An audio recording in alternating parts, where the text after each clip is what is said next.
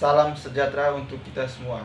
Perkenalkan, nama lengkap saya Stefan Emmanuelidos Atabatun, NIM 2104070046, kelas Kehutanan 1. Sebelum saya memulai renungan singkat ini, pertama-tama saya akan menyanyikan sebuah lagu.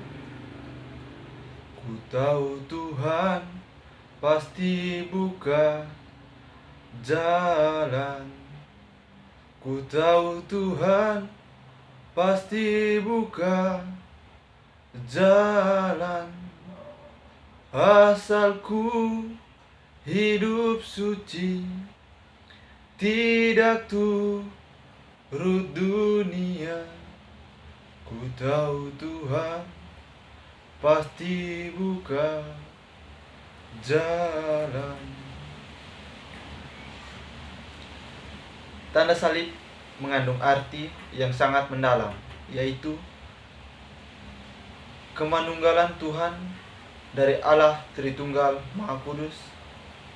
Salib menunjukkan keadilan Allah yang menunjukkan betapa kejamnya akibat dosa kita, sehingga Allah sendiri yang menebus dengan wafatnya di salib. Itu salib menunjukkan kasih Allah yang terbesar, yaitu bahwa Ia menyerahkan nyawanya bagi kita agar kita dapat diselamatkan dan memperoleh hidup yang kekal, yang merupakan tanda keselamatan dan diselamatkan dan memperoleh hidup yang kekal, sehingga kemenangan bagi orang-orang Kristen yang disebabkan oleh kemenangan Kristus atas dosa dan maut. Jadi, tanda salib ini merupakan lambang yang berdasarkan Alkitab dan bukanlah sesuatu yang bertentangan dengan ajaran Yesus.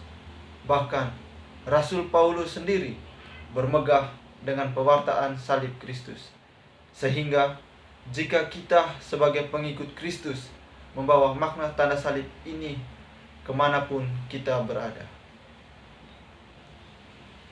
Sebab biar bagaimanapun yang terkandung dalam pembuatan tanda salib ini terpusat pada Kristus untuk mengingatkan para beriman agar keselamatan yang didapat diperoleh oleh jasa Kristus yang tersalib dan bangkit. Maka tanda salib ini bagi umat Kristen adalah tanda yang harus kita bawa kemanapun sebagai tanda yang mengingatkan kita kepada salib Kristus yang menyelamatkan kita.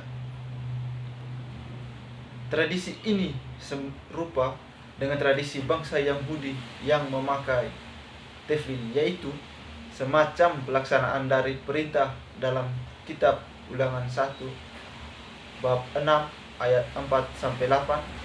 Kasihilah Tuhan Allahmu dengan segenap hatimu dan dengan segenap jiwamu dan dengan segenap kekuatanmu. Apa yang kuperintahkan kepadamu pada hari ini haruslah engkau perhatikan, haruslah engkau mengajarkannya berulang-ulang kepada anak-anakmu dan membicarakannya apabila engkau duduk di rumahmu, apabila engkau sedang dalam perjalanan, apabila engkau berbaring, dan apabila engkau bangun, haruslah juga engkau mengingatkannya sebagai tanda pada tanganmu, dan haruslah itu menjadi lambang di dahimu. Adapun yang dapat kita ketahui bagaimana cara membuat tanda salib itu sendiri. Memang terdapat beberapa cara untuk membuat tanda salib. Yang terpenting di sini adalah makna yang ingin disampaikannya dan penghayatan orang yang membuat tanda salib ini. Maka cara yang mendetail sebenarnya tidak terlalu menjadi masalah, seperti apakah membuatnya dengan 2 jari, yaitu jari penunjuk dan jari tengah, yang melambangkan 2 kodrat Yesus, yaitu Allah dan manusia, atau 3 jari yang melambangkan Tritunggal Maha Kudus, atau kelima jari yang melambangkan kelima duka Yesus di kayu salib, atau arah salibnya ke kanan dulu baru ke kiri, seperti yang dilakukan gereja-gereja timur dan ortodoks, atau ke kiri dahulu baru ke kanan, seperti yang dilakukan gereja Katolik Roma.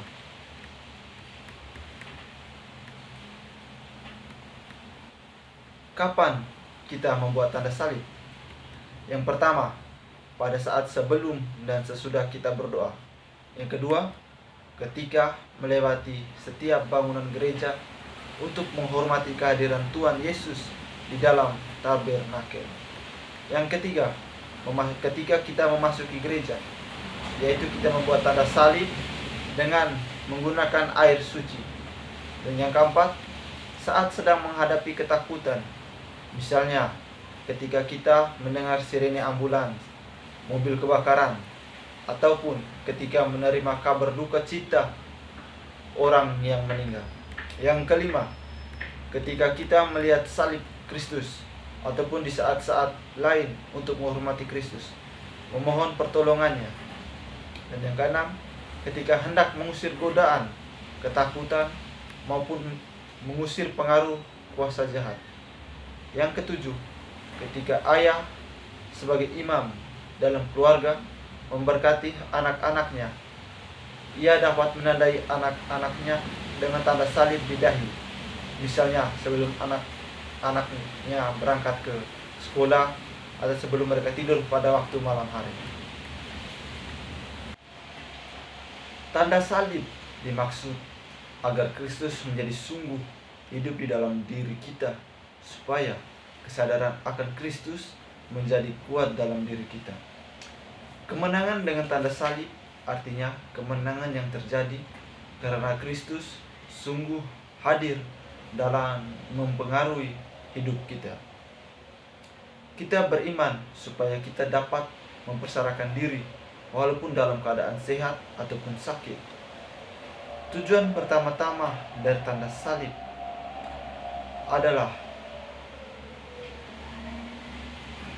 agar kita mampu mencintai dan supaya kita bisa sungguh-sungguh mempersarakan diri seperti Yesus menjadi karakter dari salib itu sendiri. Kita dipanggil beriman bukan karena supaya keadaan hidup kita berubah, tetapi supaya kita bisa selalu menang dan selalu sehat, selalu berhasil, agar kita selalu berada dalam nama Tuhan kita Yesus Kristus. Saat kita mengalami salib itu adalah keselamatan kita, mengukur kualitas kekristenan kita. Yesus pernah berkata, "Barang siapa ingin mengikuti aku, hendaklah ia memikul salibnya setiap hari." Jadi, jika kita tidak memikul salibnya, maka kita tidak dapat mengikuti Yesus, sehingga kita harus memikul salibnya agar kita mampu mengikuti Yesus Kristus. Jangan membatasi keimanan kita hanya untuk kepentingan pribadi. Allah menciptakan kita karena Allah mempunyai kepentingan terhadap kita, dan kepentingan Allah itu menuntut kita merelakan kepentingan kita sendiri, menuntut kita melewati rasa sakit, melewati kerugian, melewati ketidaknyamanan, dan melewati banyak rintangan lainnya. Kita juga dipanggil menjadi murid Kristus bukan untuk kepentingan pribadi, tetapi untuk kepentingan Kristus. Saat kita melakukan pengorbanan, saat itulah wajah asli Kristus sedang kita wartakan. Semoga kita dapat menghayati makna tanda salib ini dan menjadikan tanda salib sebagai bagian dari hidup kita sendiri. Setiap kita membuat tanda salib, kita mengingat dan menghormati Kristus yang oleh kasih-Nya rela menyerahkan hidupnya di kayu salib untuk menebus dosa-dosa kita. Semoga kita dapat berkata bersama dalam Rasul Paulus, tetapi aku sekali-kali tidak mau bermegah selain dalam salib Tuhan kita Yesus Kristus, sebab olehnya di dunia telah disalibkan bagiku dan aku bagi dunia. Sekian renungan singkat dari saya. Semoga apa yang kita dapatkan dapat berguna bagi kita dan bagi gereja di masa yang akan datang. Amin.